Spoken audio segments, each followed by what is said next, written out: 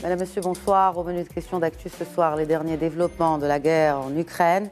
Avec cette annonce de la Russie d'abord, à partir d'aujourd'hui, 1er juillet, la Crimée sera reliée par bus et par train aux nouvelles régions conquises au sud de l'Ukraine.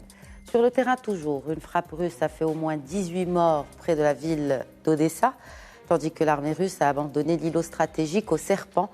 Et dans le Donbass, les Russes ont pris la ville de Sieverdonetsk et aujourd'hui près de celle adjacente de Lysychansk que les forces ukrainiennes risquent, ou plutôt les forces ukrainiennes risquent d'être encerclées. Si cette ville venait à tomber à son tour, les Russes contrôleraient l'intégralité de l'oblast. Le président américain a annoncé une nouvelle aide militaire, 800 millions de dollars supplémentaires.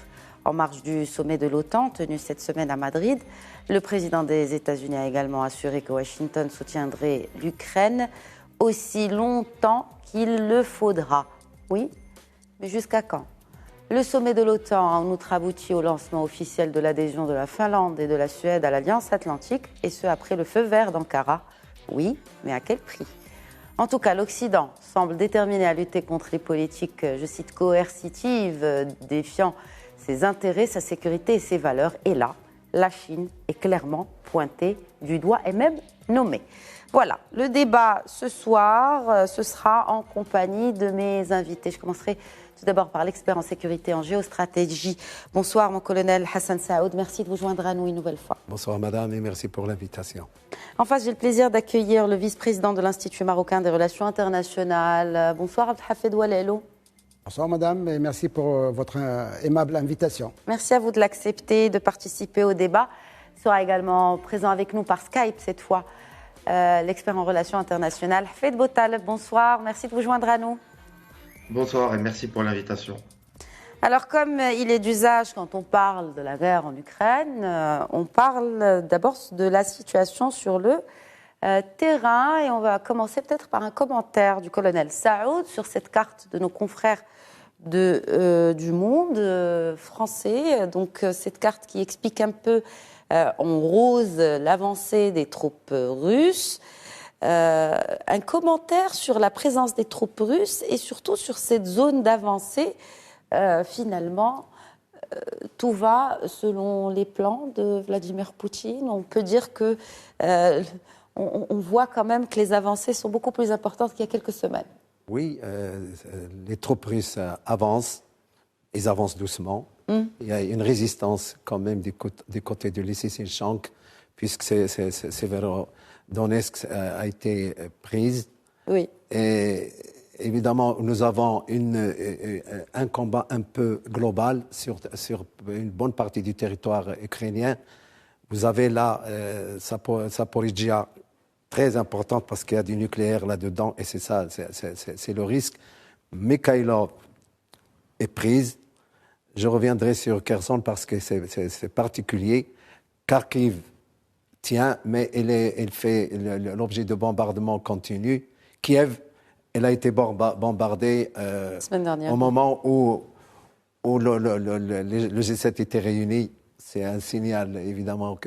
C'est une symbolique plus symbolique que pour ça. Mais c'est pour dire que je peux frapper là où je veux, là où je peux. Le président de la Fédération de Russie a dit qu'il atteindra tous ses objectifs. Ces motifs de guerre, est-ce qu'ils sont atteints? Je ne pense pas encore. Oui. Nous avons évidemment, ce qui est nouveau maintenant, c'est ce bombardement de Kremenchuk qui a fait plusieurs morts sur un centre commercial. Kremenchuk qui est au centre de l'Ukraine. Là, on n'est plus sur la zone ouest, mais plutôt vraiment au centre du pays. Et là, ça visait quand même un supermarché important à une heure d'influence, ce qui s'apparente sans aucun doute à un crime de guerre. Et ce matin, c'était autour d'Odessa, d'être bombardé par 2 missiles. Est-ce que c'est pas justement le bombardement de Odessa, c'est pas une réponse par rapport à l'abandon, au retrait de l'île des Serpents? C'est Après, je ne suis exactement pas ça. stratège militaire, mais... Oui, mais non, mais vous avez raison. On a libéré, enfin, les Ukrainiens ont libéré l'île aux serpents. Ce rocher qui est très stratégique par rapport à Odessa. Il est au sud, il sert la mer Noire. Mais il ne servira à rien parce que personne ne pourra l'occuper. Il faut le savoir.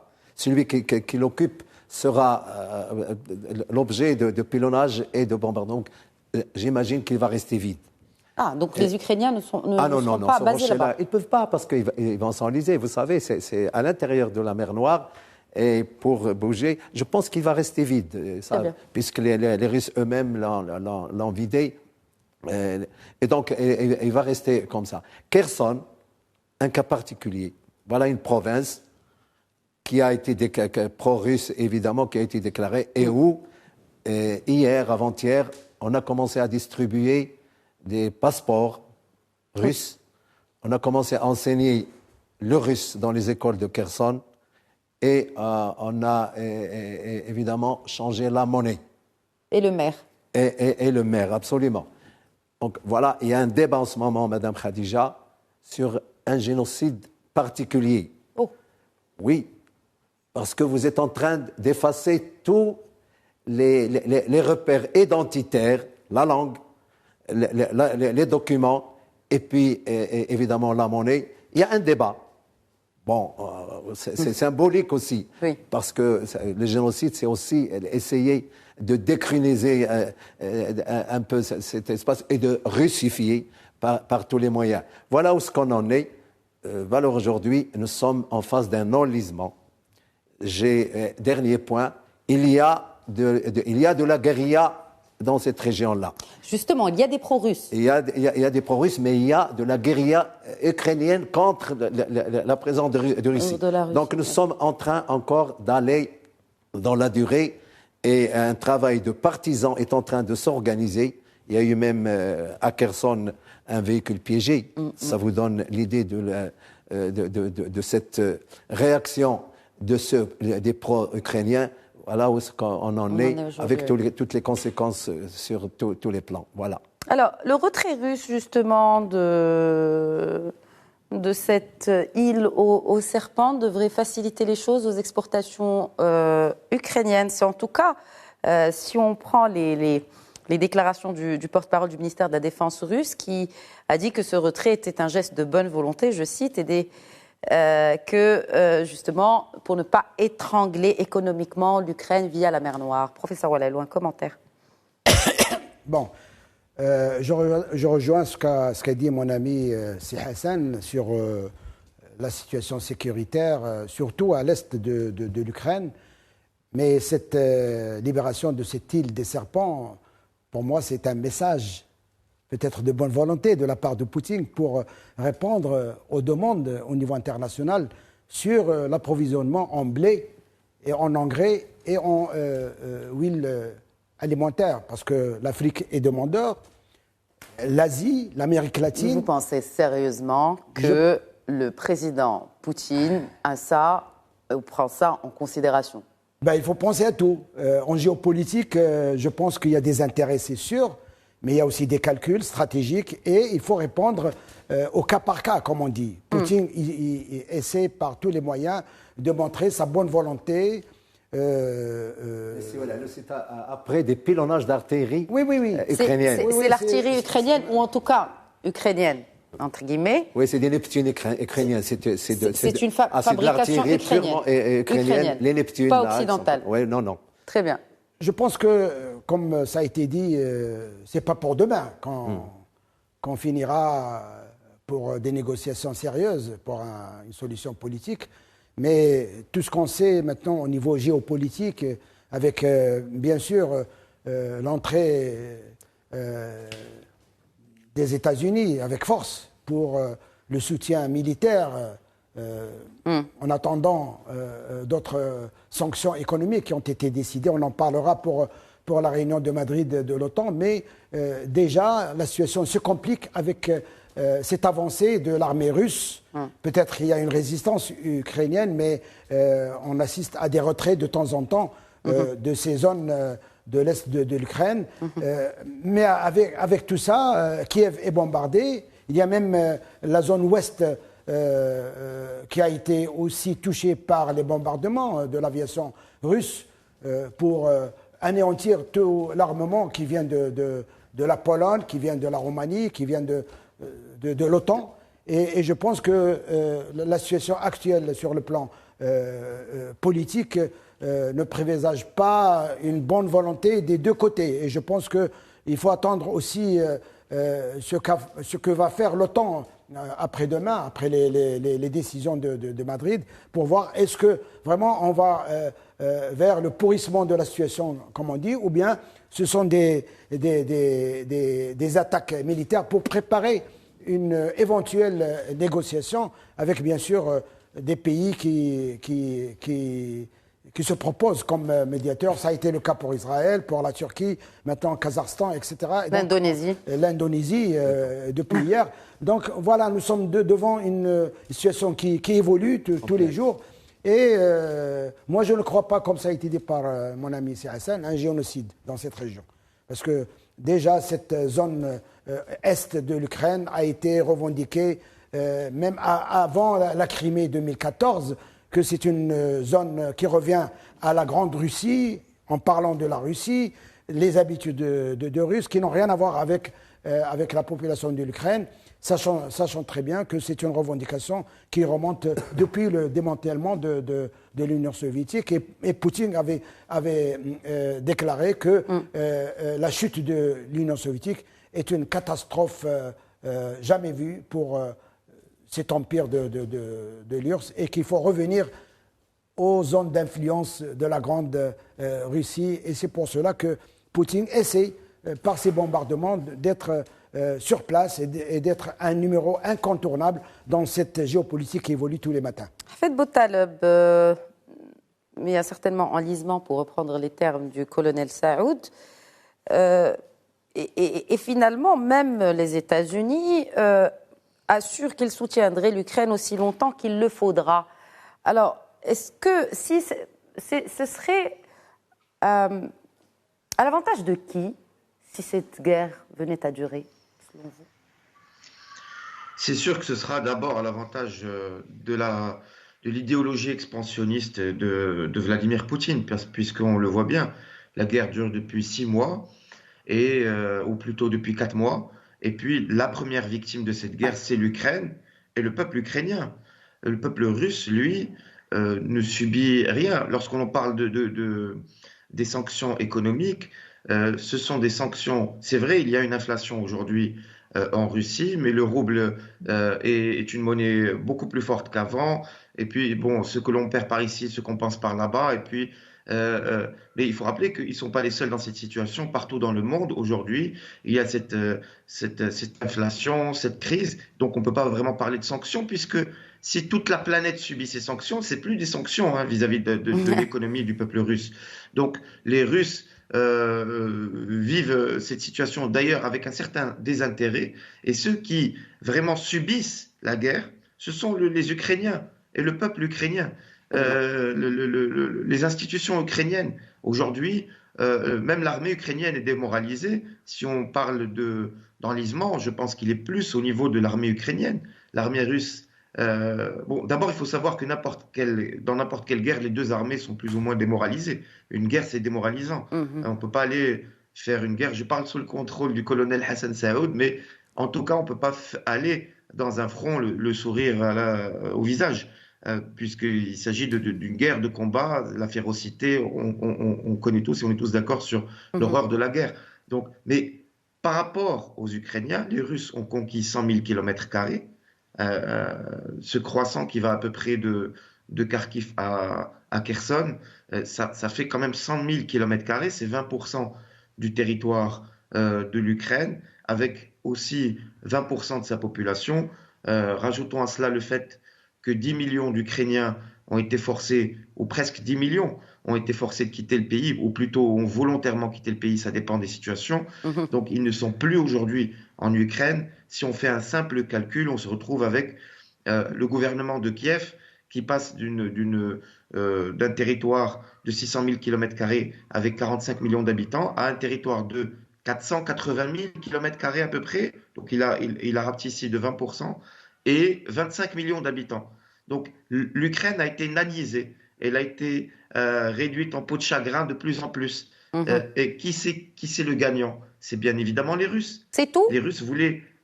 Et alors, on peut imaginer, on peut dire, oui, effectivement, le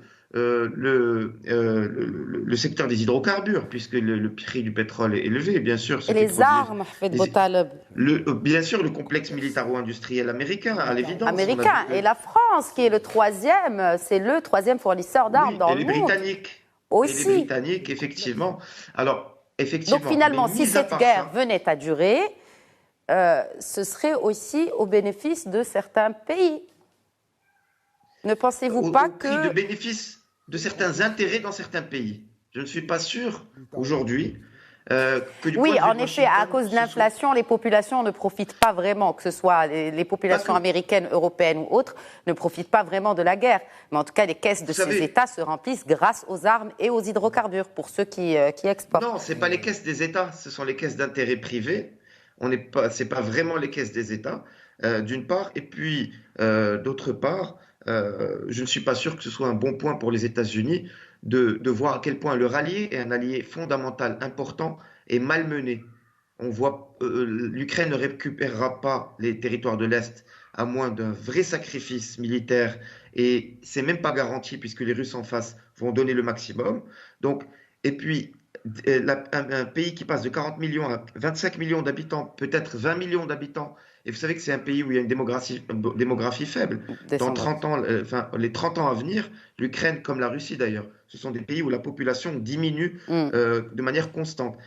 Je ne suis pas sûr que pour les Américains et pour les alliés de l'Occident, ce soit une bonne chose que de voir à quel point cet allié est malmené par la Russie sans qu'en face, il n'y ait aucun moyen d'essayer de rétablir la situation. Aujourd'hui, l'Ukraine, c'est la victime numéro 1, pourtant c'est l'allié des États-Unis. On voit que les États-Unis aujourd'hui, peut-être leur complexe militaro-industriel s'en tire bien financièrement parlant, mais en tout cas d'un point de vue géopolitique, l'Union européenne en prend un coup sérieux, et c'est un allié normalement de l'Occident. L'Ukraine est totalement détruite, c'est un pays dévasté, dépecé. Est-ce que c'est un gage de puissance vis-à-vis des États-Unis? Moi, je ne le vois pas. Ce que je vois, c'est que là, on a la Russie qui prend du galon, la Russie qui prend de la puissance, même vis-à-vis des opinions publiques mondiales, puisque les Russes font très attention aux opinions publiques mondiales et ils sont très satisfaits de voir que le mouvement pro-Ukraine se limite et se cantonne de manière proto-idéologique, on va dire, uniquement dans les pays occidentaux et qu'il n'y a pas du tout un élan de solidarité vis-à-vis de l'Ukraine dans les autres pays, on va dire, d'Afrique, d'Asie ou d'Amérique latine, ce qui est paradoxal, puisque c'est vraiment un pays qui a agressé et qui subit une violence terrible de la part de la Russie, mais les opinions publiques ne réagissent pas, ni en Asie, ni en Afrique, ni en Amérique latine.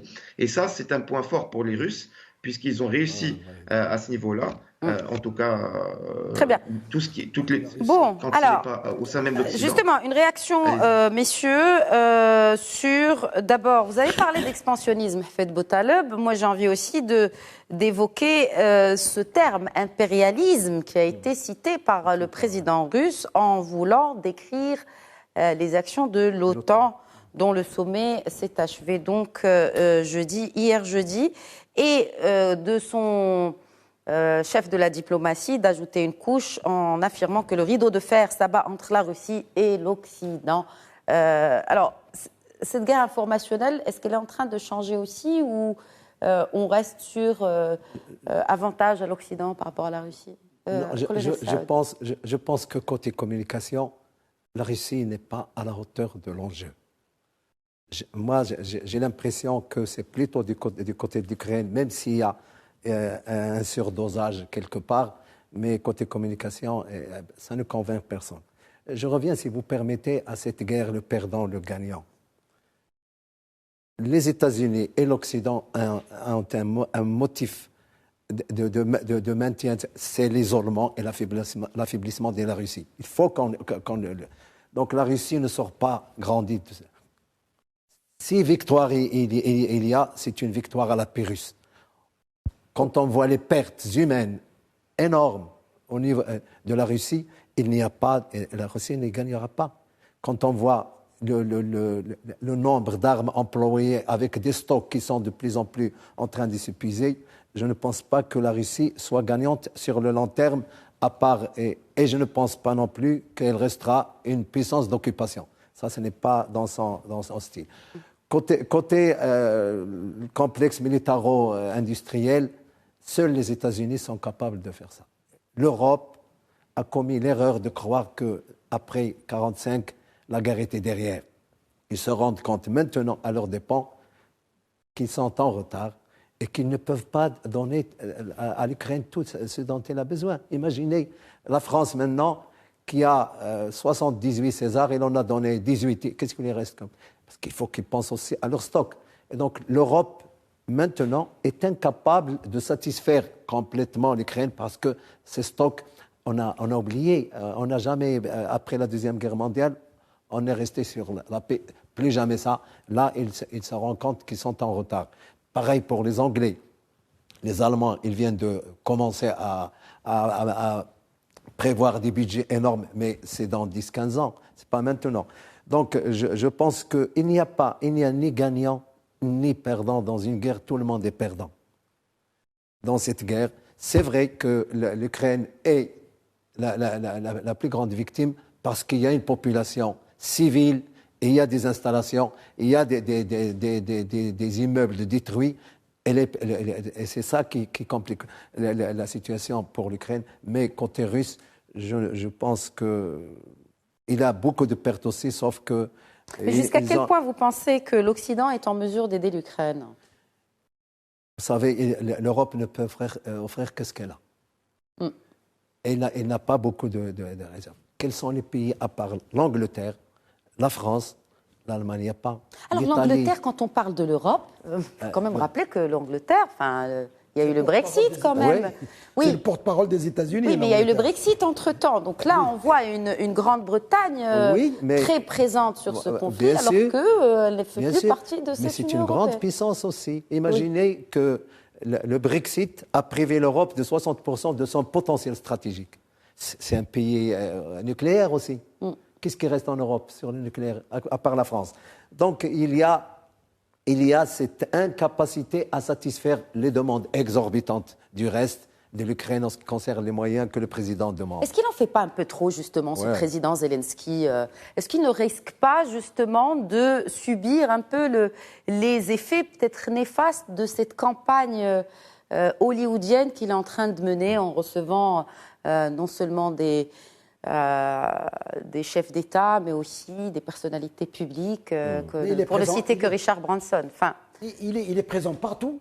Oui. Il s'adresse à tous les parlements de l'Occident. Il s'adresse à toutes les réunions organisées par l'Occident, c'est-à-dire par l'Union européenne, par le Conseil de l'Europe, par le Parlement européen, par les États-Unis. Il est là, il donne des leçons, il demande toujours de l'aide, et même il critique les retards de livraison. Oui, tout à fait. Il est là, et on dirait qu'il est à Paris ou bien il est à Genève. Je pense que c'est un président, en connaissant le passé, sur le plan artistique, mais sur le plan militaire, je pense que, pour ne pas dire une marionnette, mais il joue le jeu des États-Unis vraiment en enfonçant le clou, et pour que cette guerre perdure. Et qu'est-ce qu'il veut de plus? De l'arme nucléaire? C'est ce qui reste à exiger comme aide militaire. Sachant très bien que Biden, à plusieurs reprises, a exprimé la position de l'administration américaine que les États-Unis n'interviendront pas directement ni par les soldats, mais ils donnent tout ce qu'on leur demande comme armement. Et encore, ce sont des promesses, parce que même au niveau de l'Allemagne et au niveau de la France, les promesses sont là, mais sur le terrain, l'Ukraine n'a pas assez d'armement souhaité pour faire face à l'armée russe. Et comme ça a été dit par mon ami Botaleb, la Russie est en bonne position sur le plan militaire. Je ne suis pas spécialiste de tout ce qui est sécuritaire et militaire comme Si Hassan, mais je pense que jusqu'à présent, Poutine tient le cap et il va plus loin pour atteindre ses objectifs. Et pour lui, une défaite n'est pas à l'ordre du jour pour Poutine, parce qu'il ne peut pas se suicider au niveau international, et il est là pour atteindre ses objectifs. Il est en train de les atteindre jusqu'à ce qu'on arrive à un point où la négociation s'impose à tous pour trouver une solution. Quel est le seuil pour atteindre cette négociation imposée à tous? Jusqu'à la destruction peut-être totale de l'Ukraine et l'occupation de Kiev. C'est toujours possible. Ou pas. Mais je pense que... Après, ça dépend des intentions du président. Oui, président. Est-ce que Kiev, finalement, fait partie des plans... Ça a été pendant la première semaine, mais il y a eu un retour tactique ou bien même stratégique pour se concentrer sur l'Est et aussi sur... C'est connu à Sewal Alou. On commence une guerre quand on veut, mais... On ne sait pas quand est-ce qu'on on a fini quand on peut. Quand on peut. Or, quand on peut. La valeur aujourd'hui, l'intervalle diplomatique, à mon avis, se rétrécit et il est difficile, évidemment, parce que en principe, c'est le président russe qui ne veut pas discuter.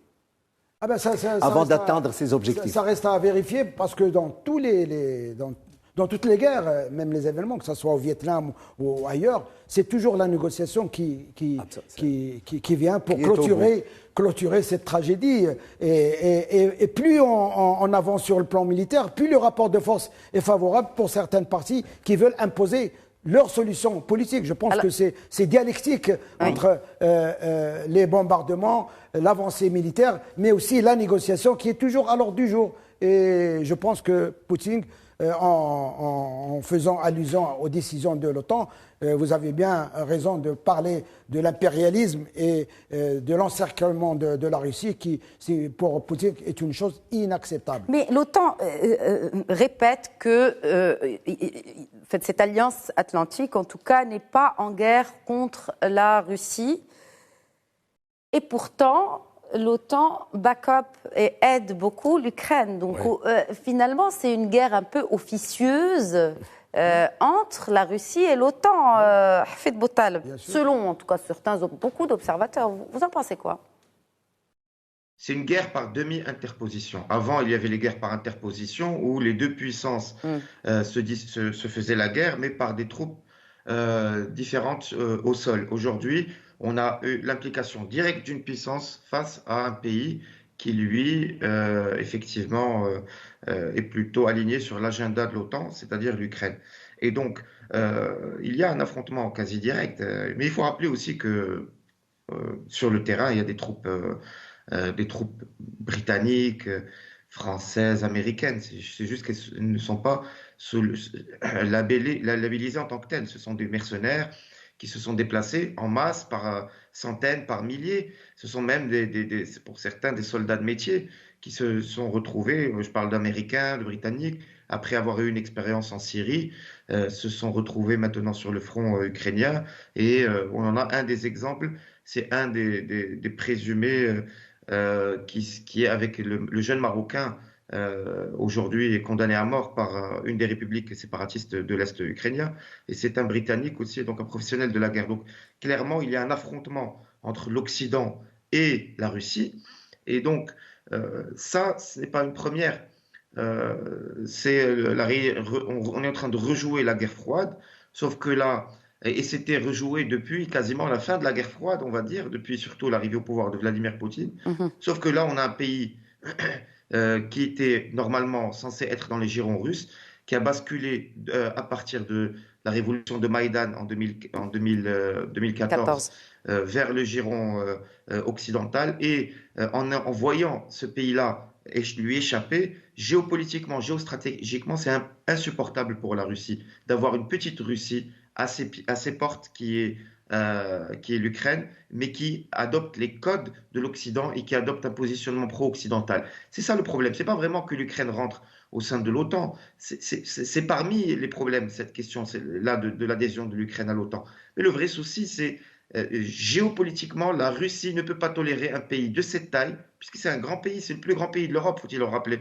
Dans ses frontières reconnues internationalement, l'Ukraine est le plus grand pays de l'Europe. Et aussi, avec 45 millions d'habitants, 40 à 45 millions d'habitants, c'était trop pour la Russie. Aujourd'hui, l'urgence pour la Russie, c'est de rapetissir l'Ukraine, d'en faire une petite Pologne ou une petite Roumanie. Là, c'est plus vivable pour les Russes. Et je pense que c'est ça le véritable objectif que les Russes ne vont jamais divulguer. C'est vraiment une question de survie géopolitique et la nécessité de voir l'Ukraine devenir un petit pays État.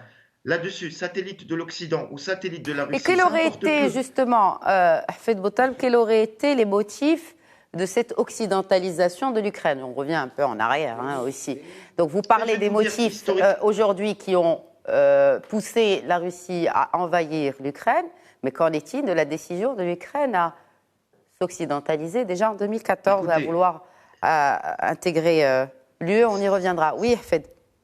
C'est vrai, on revient un peu en arrière, mais vraiment pour résumer rapidement, l'Ukraine était censée être le champion à l'époque de l'Union soviétique, de la réussite, de la collectivisation, etc. Ça s'est transformé en un désastre dans les années 30 qui a provoqué une des plus grandes famines du XXe siècle. Cette famine a cimenté le sentiment national ukrainien, qui jusque-là les Ukrainiens étaient des paysans de la périphérie du monde russe, sont devenus des victimes du peuple russe, puisque le peuple russe les a affamés, c'est une réalité historique.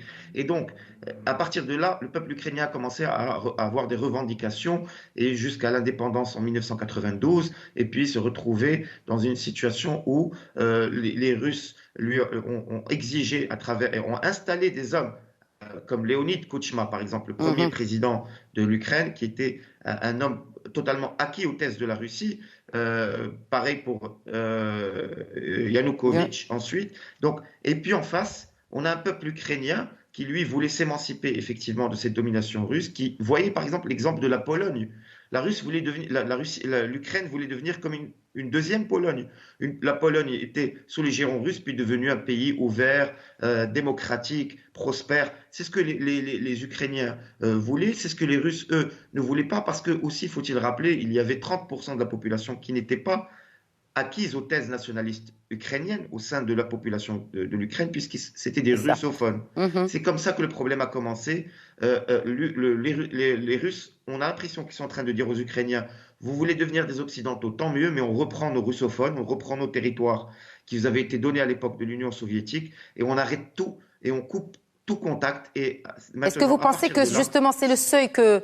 c'est une question ouverte à vous tous. C'est le seuil qui pourra mener vers les négociations, vers la table des négociations.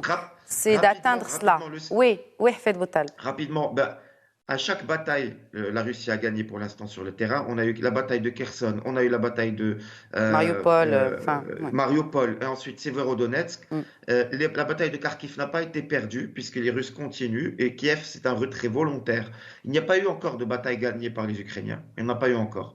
Et c'est pour ça que les Russes ont commis ce crime à Boutcha, dans la périphérie de Kiev. C'est pour que quand ils se retirent, tout début du conflit. C'est vraiment au tout début du conflit. Oui, c'est le tout début du conflit pour que le retrait n'ait pas un goût de victoire pour les Ukrainiens, pour qu'il ait un goût amer. Et c'est pareil pour le bombardement d'Odessa. On se retire de l'île aux serpents et on bombarde Odessa, effectivement, pour qu'il n'y ait pas de victoire chez les Ukrainiens. Donc, le bout du bout, ce sera le moral des Ukrainiens. À un moment donné, il va falloir se rendre à l'évidence. S'ils ont perdu, il faut négocier une paix. C'est pas de l'avis du président. C'est pas de l'avis de leur président. Oui, pour l'instant. Pour l'instant, ce n'est pas de son avis, mais l'évolution, on verra, l'évolution sur le terrain, aujourd'hui est favorable et ça continue d'être favorable. À la Russie. Malheureusement, encore une fois. À la Russie. Oui, bien sûr, totalement, c'est totalement favorable aux Russes. Et c'est dommage pour ce peuple ukrainien qui résiste. Pardon, excusez-moi. D'accord. Bon, il y a eu cafouillage, je n'ai pas réellement entendu ce que vous avez dit, mais... Non, je disais, c'est dommage pour ce peuple ukrainien qui s'est soulevé, qui veut résister, mais aujourd'hui, il est dans des enjeux qui le dépassent beaucoup plus. On a vu ça avec le peuple syrien. Et malheureusement, ça a fini par se tasser. C'est comme ça. Kiev, qui est appelé à accélérer ses réformes contre la corruption, en vue de son adhésion à l'UE. Et pourtant, on parle de l'Ukraine comme un pays démocratique où il n'y a pas de corruption, contrairement aux voisins de l'Est. Oui, bon, il est certain que la candidature à l'Union européenne est difficile et il y a beaucoup d'étapes. La démocratie, oui, mais il y a de la gouvernance qui est très négative et ça fait partie des conditions. On a donné dans l'urgence la porte ouverte pour l'Union européenne, mais ça va durer. Pas pour demain, quoi. Vous savez, les victoires dans une guerre, moi, ça me gêne. Vous savez, les aspirations d'un peuple doivent être respectées. L'Ukraine, parce qu'il y a des blessures antérieures. Oui. L'Holodomor ne sera jamais oublié par les Ukrainiens. Staline les a affamés avec beaucoup de...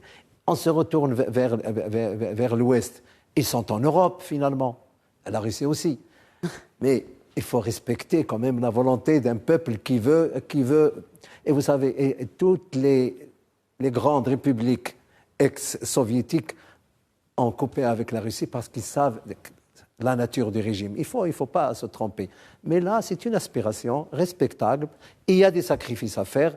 On attendra. Mais je pense que le cordon ombilical est coupé entre l'Ukraine et la Russie. Qu'en est-il des autres pays limitrophes de la Russie? Et bien sûr, là, je fais également allusion à cette adhésion officielle, l'officialisation, j'ai envie de dire, de la demande d'adhésion de la Finlande et de la Suède. En tout cas, ce qui est sûr, c'est que pas la majorité, mais l'unanimité des voix est conquise avec la Turquie. Mais à quel prix, messieurs? Comment? Parce qu'il y a eu une certaine omerta sur ce qu'a dû, peut-être, ou ce qu'ont dû donner comme gage les Finlandais et les Suédois pour que la Turquie donne son feu vert et accepte l'adhésion de ces deux pays. Abdelhafid Ouallalou. En tout cas, le rôle des États-Unis pour fléchir la position d'Erdogan était bien clair, puisque déjà au début de cette annonce d'intégrer l'OTAN par la Finlande et la Suède posait des problèmes à M. Erdogan en ce qui concerne son problème avec les Kurdes, le PKK, étant donné que la plupart des dirigeants de cette organisation, qui a été considérée par la Turquie comme une organisation terroriste, et ça a été parmi les revendications pour que la Turquie avance sur cette problématique qui est en relation avec sa sécurité et sa souveraineté. Peut-être que les concessions, on aura des informations plus précises sur quelles sont ces concessions et comment Erdogan... Est-ce qu'on a une idée, peut-être? Juste peut-être des théories ou des hypothèses? On parle de geler toute activité politique des anciens dirigeants du PKK sur le sol finlandais et suédois. Ça reste à vérifier, puisque déjà... Et de leur extradition. Ça, c'est le big question mark. On a parlé de ça. C'est la grande question. La grande question. La Suède et la Finlande, connues par leur attachement aux droits de l'homme et à toutes les conventions internationales concernant les exilés politiques et donc, je pense qu'il faut attendre quelques jours pour avoir des précisions sur quelles sont ces concessions concrètes que va donner l'Union européenne, les États-Unis, pour que la Turquie soit plus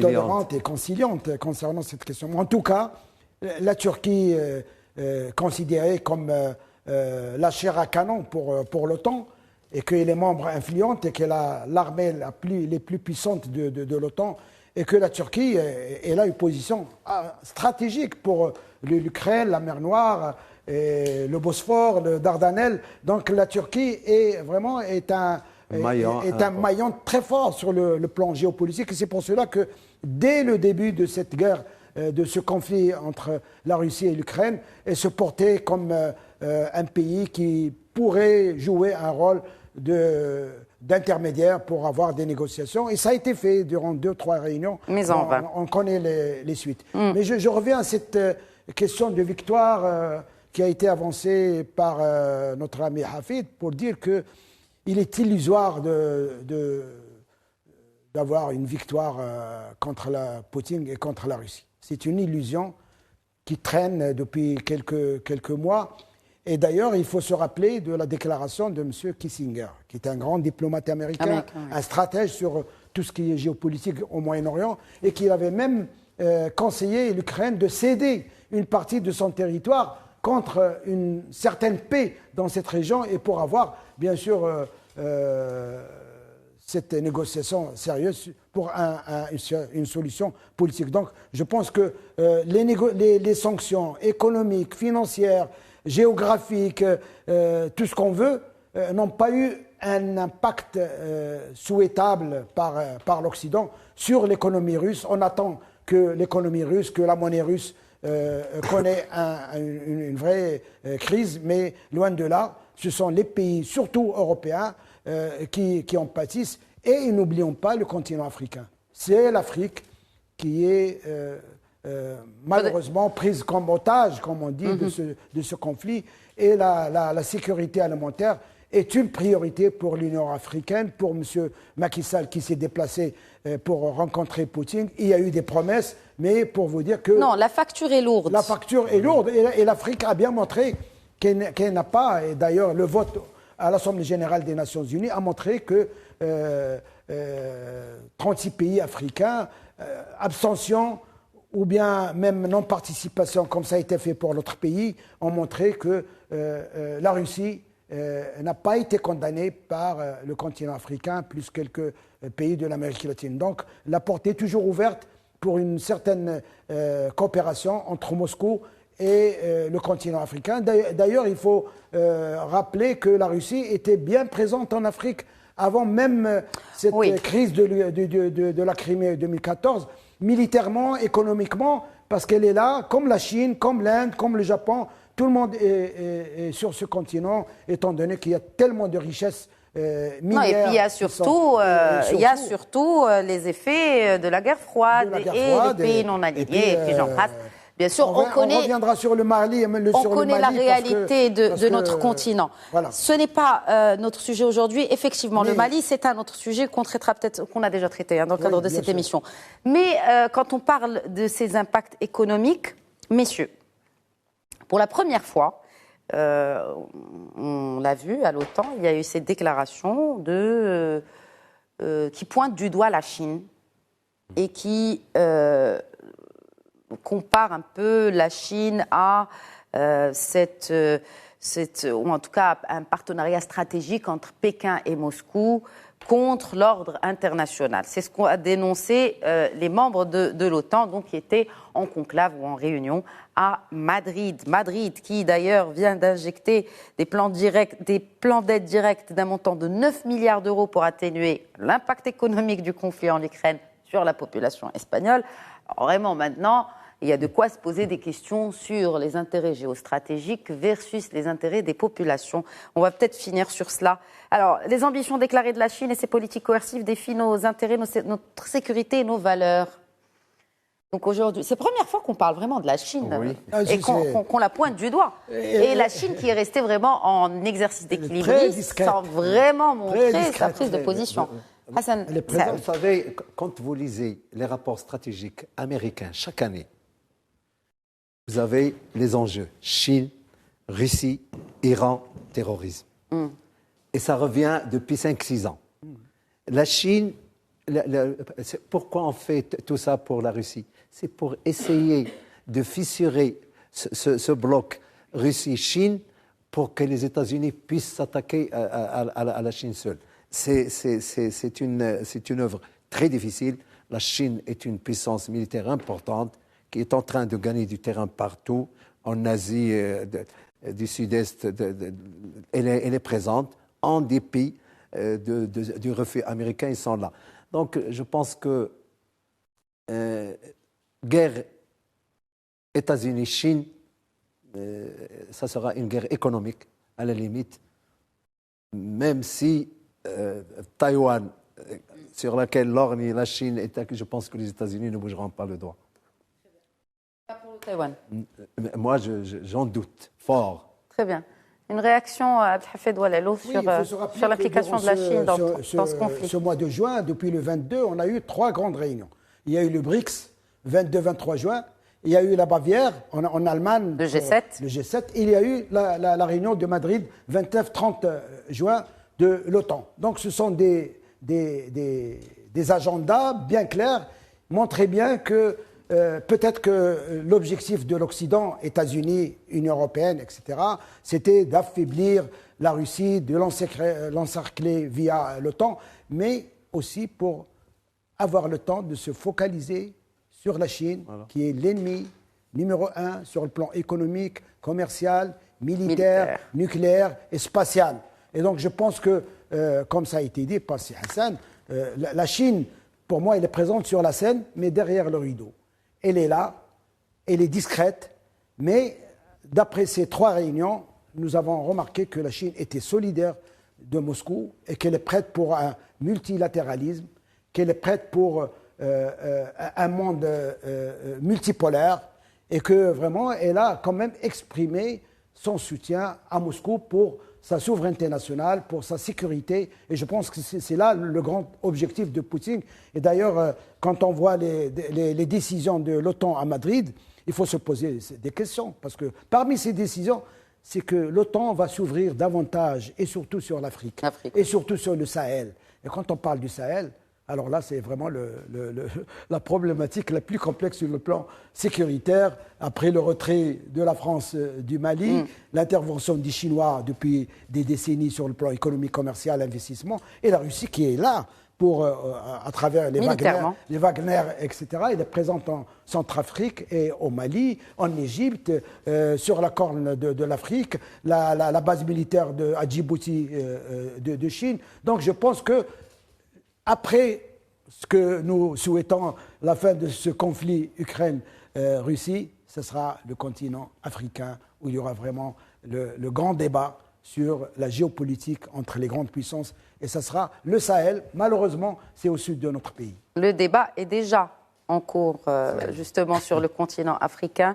Hafed Boutaleb, un dernier mot, peut-être pour résumer cette semaine, ou cette dernière semaine de juin que nous venons de vivre avec des soubresauts, des commentaires, pour ne citer que celui du Premier ministre britannique sur le président russe, cette réunion des BRICS, réunion du G7, donc à se dire, il y a quand même un certain gap entre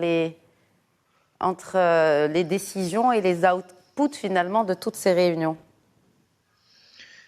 Oui, on a l'impression que c'est vrai, les réunions se suivent et se ressemblent, tandis que sur le terrain, rien ne vient en aide, en tout cas à l'armée ukrainienne, à la résistance ukrainienne, et l'armée russe continue d'avancer, certes pas très rapidement, c'est assez lent, mais elle avance. Les conséquences de cette guerre restent encore incalculables, vraiment. C'est-à-dire que d'un point de vue géopolitique, tout ce qui vient d'être bouleversé depuis le 22 février, il nous faudra beaucoup plus de temps pour pouvoir bien le comprendre. Je vous donne un exemple. On verrait mal aujourd'hui une coalition mondiale menée par l'OTAN pour bombarder l'Iran. C'est plus possible. Un tel move, une telle décision prise par Washington serait incompréhensible pour les opinions publiques occidentales et au vu de l'implication émotionnelle qu'on leur a demandé par rapport à l'Ukraine. On ne pourrait pas comprendre qu'on puisse demander à tout le monde de se soulever dans les festivals de cinéma, dans les centres commerciaux, à la télé, à la radio, dans tous les médias, et puis qu'après on aille envahir un autre pays sans problème.